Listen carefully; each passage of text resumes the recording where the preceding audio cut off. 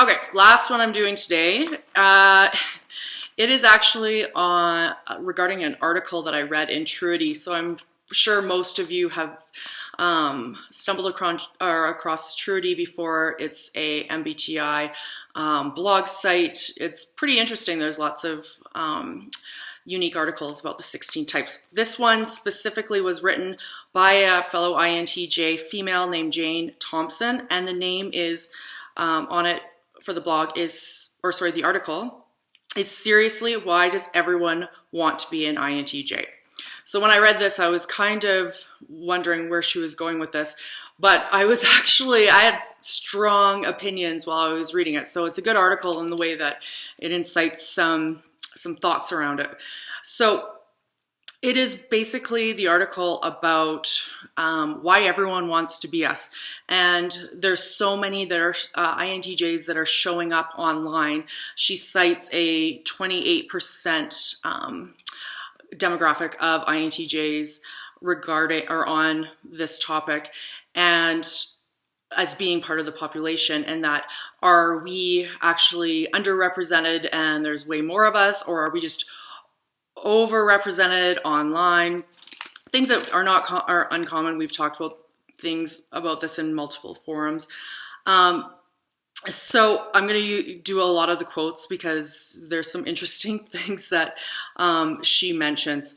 So the first quote was, "The more relieved someone is to discover that he's not weird and just INTJ, the more likely he is to shout about it from the online rooftops. The internet is a safe space for the socially awkward, and INTJs surely find a community there." So what I find interesting is that immediately she's using very specific targeting types of adjectives to describe INTJs and lumping us in to the reason why we're doing our MBTI is simply so we can say, oh, we're not weird. And I have to say most of the time for myself that the rationale for me going and exploring MBTI is because I wanted to make sense of myself. It wasn't because I was weird or felt weird. I just felt that I needed some more context in rationalizing the way I made sense of the society, as well as society's way that they interpreted myself and my personality. So the concept of just weird and feeling that, okay, you fit in, I feel is quite, it's simplifying things quite a bit. And then next she goes on to mention the validity of the actual testing by the user. So she in quotes, "A lot of people game the system to claim the rare or cool type that they most want to be." So I find that interesting because it doesn't make sense. So you're saying that it's cool to be INTJ when most of the comments of the viewers that I have, as well as on different forums, these forums are set up because they're having problems that they're frustrated with the interactions that they're having with other people and wondering what the heck and why they are not blending or having these frustrating interactions with folks that other people don't seem to have. And again, I'm generalizing and it's for myself, but to sit there and say that it's because we want to be cool and therefore most of us who take it and find to be INTJ are simply there to fit in with the new cool of being the introvert nerd person, I'll get to that one later. Plus, I think it's actually kind of offensive for other personality types out there. I can't imagine an ESFP sitting and working hard to get a totally different personality type only to be that personality type. So a person that has their own strengths and great things and they think nothing of it. They just live their lives with, you know, accomplishing what they want to accomplish in their own sides, that they would want to go and work really hard to make sure that they become a personality on a personality typology that is completely moot from their everyday life. It didn't make sense. And then the assumption for people faking their type, she comments, they want to feel special, intelligent, rare, or gifted, and somehow forgotten the robotic, nerdy, heartless, and socially awkward part of being an INTJ. So this was kind of interesting. I mean, I appreciate it from her point of view because she is an INTJ, so she's probably playing devil's advocate, I assume. But it doesn't make sense, again, that someone wants to be attributed with these types that she's just mentioning, because regardless of what the social norms are right now, the basic of everyday social life still lives in the constructs that are around for generations. So it's not this new and hip thing, and especially to say heartless and socially awkward. One of the things I believe for INTJs to be such a large proportion of the online community of MBTI is because they're trying to rationalize exactly those characteristics that people ascribe to them. And in such a, I mean, that's most of INTJs, this is my personal experience or take on it, that they have heard that word they're heartless.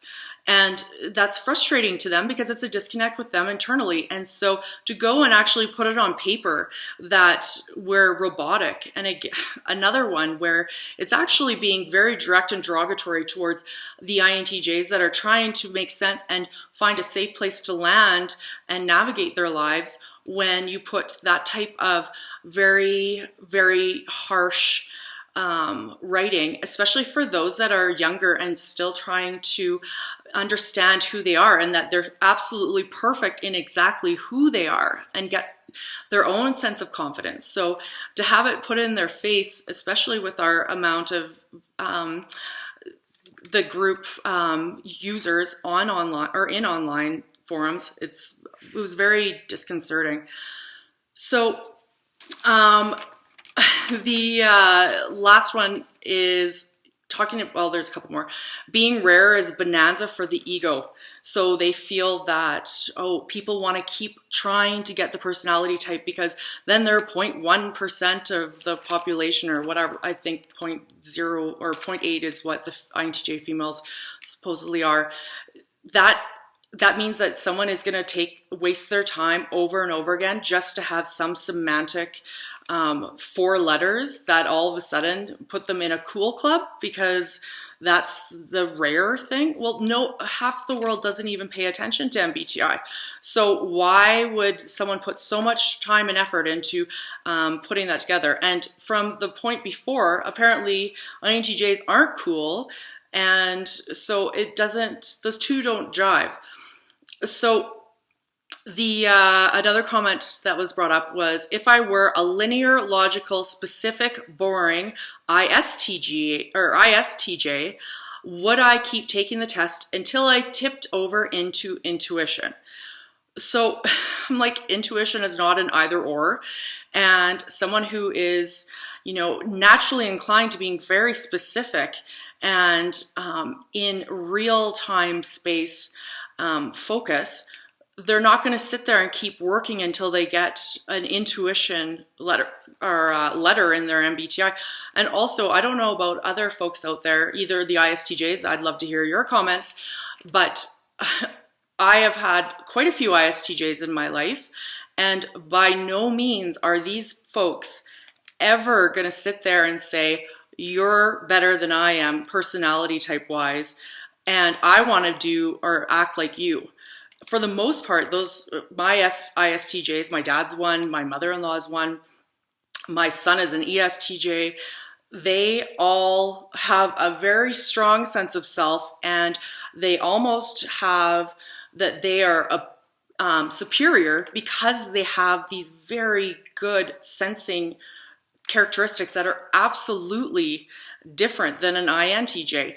We can come across as way too out there, and they don't understand why you want to be so far out there. When you clearly want to be in the here and now, which is what is driving you every day of your life. So to go and make a mention specifically about that, I was quite surprised. So again, I just want to close this by saying I am always interested in hearing other points of view on this, and so I do believe that this was more of an op-ed piece on talking about something that might have had a presence. Other types may be questioning that type of the popularity, I guess, of INTJs. However, I just don't see that showing up on anything that I've viewed, and the point of all MBTI types is to make the best version of yourself, and I feel that most people, it'd be a complete discredit for themselves where they'd want to be another type just on paper when they're living every day in the reality of their own true strengths. So anyways, I'm going to leave you with that. Love to hear comments on it. I will leave a link for the post in the outline for the video. And anyways, thanks so much for watching.